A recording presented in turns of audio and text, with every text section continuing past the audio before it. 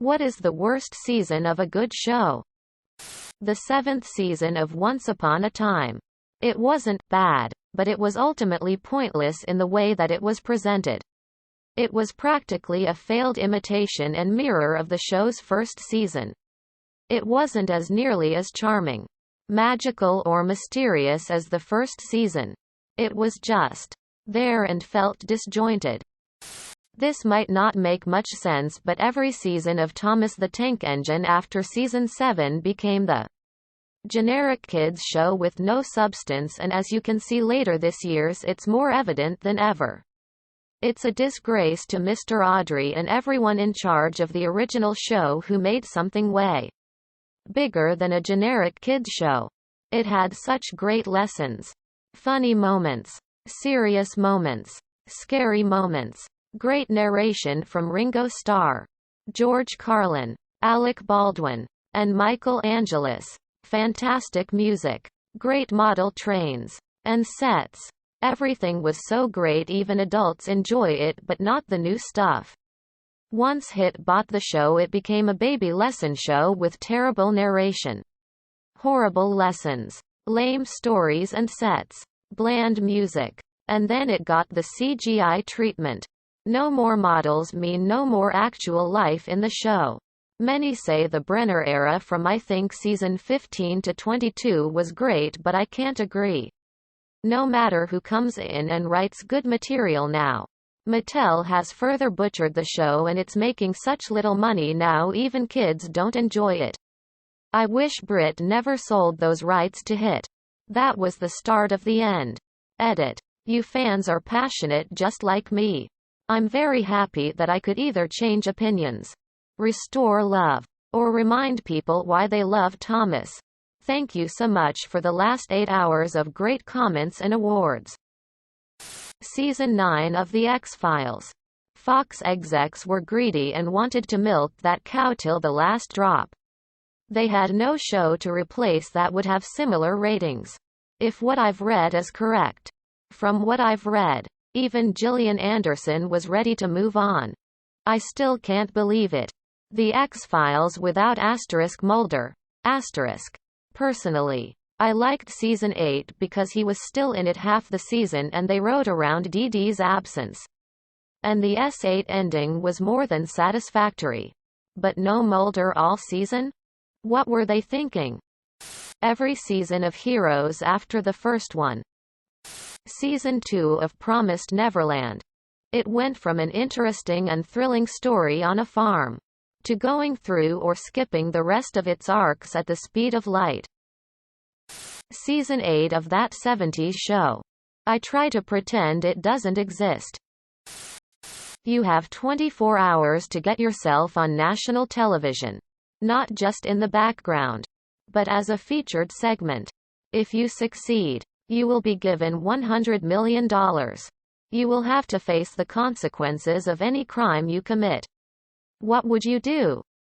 I think the trick is you gotta get stuck on something for long enough that people gather to watch your rescue. Eventually a news crew will show up.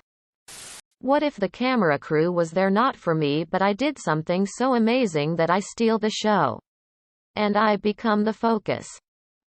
Climb the Statue of Liberty naked with a big provocative sign. Well, since you didn't specify which nation, it would be very easy to get into national TV Cameroon. I call a news station and tell them about it. They'd probably love being a part of that news segment with exclusive rights. Slap Macron apparently. If you were all of a sudden asked to stand up and give a 1-hour talk on something, what subject would you pick? How to procrastinate for an hour when you don't want to do something. I was there the day Horus slew the emperor. But an hour would only be enough time for a brief intro, so we would have to continue another time. I know a few true crime cases that some people might find interesting. Talking about the backstory, the event itself, the investigation, the suspects, theories, the arrests, if there are any, and the aftermath would probably take me about an hour. I could talk about work for a while. Concrete. I'm fun at parties. Sharks. But I DK if I'd last an hour because I tend to go fast when I'm nervous. So, about houseplants. People who actually love their jobs. How and why? I love working in manufacturing, welding. There's a lot of satisfaction in creating something out of something else. I take pride that my work meets specs and the money is okay. It's not necessarily a rare skill set. But not everyone can do it. I've struggled with ADD and depression. So being successful at my trade is very important to me. I'm a member of the International Union of Elevator Constructors. I install elevators for a living. The benefits and pay are incredible. The work is very satisfying and I actually enjoy coming into work every day. It can get stressful and some days are way harder than others, but generally it's a pretty fun job. Building shit and using tools all day.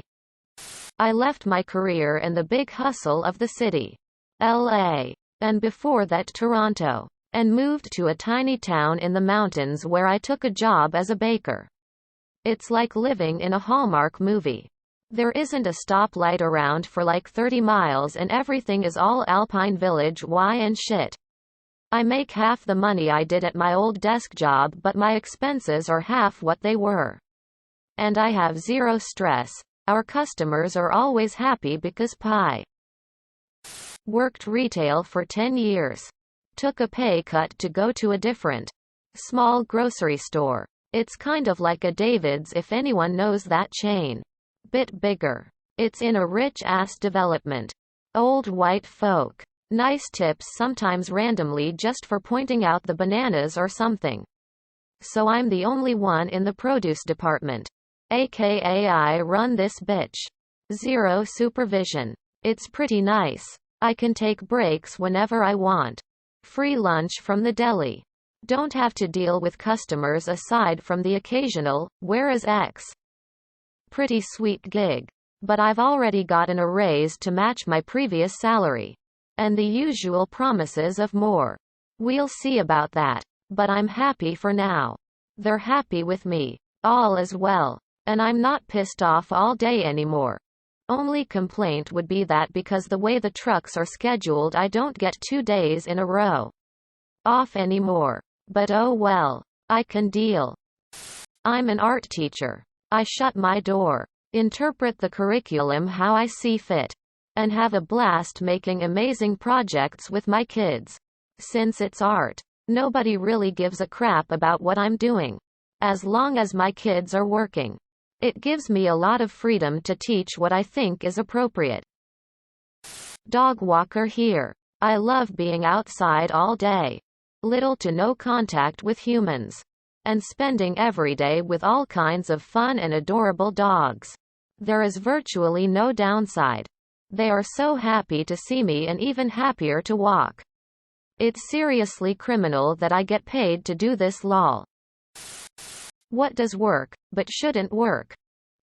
If people knew how much of the software they used every day was held together at the seams by the digital equivalent of chewing gum and paper clips, there'd be widespread global panic. Placebos. Wikipedia. Not about me, but a friend has a broken camera on his iPhone 8 and when it decides to break he just slammed his phone and it seems to work just fine afterward. Half the code I write. Seriously. If I come back a month later, I ask myself what drunk monkey wrote this code. Then I remember it was me. Asking people to do a favor for you is proven to make them like you more. What are the most beautiful words you know from English language? Bioluminescence. Besides the word itself, I just really enjoy seeing any example of the word in nature. Effervescence. Defenestration. I like the word facetious because it has all the vowels in order. Makes the word feel right.